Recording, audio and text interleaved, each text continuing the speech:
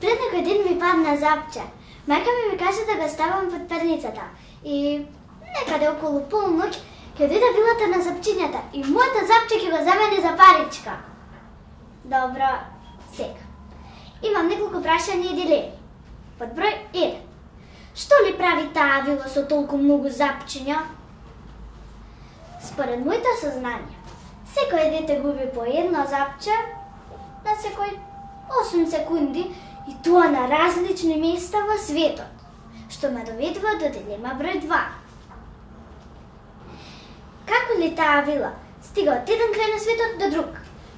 Мене ми е јасно како Дедо Мраз го прави тоа, барем тој си ги има своите елени. И под број 3.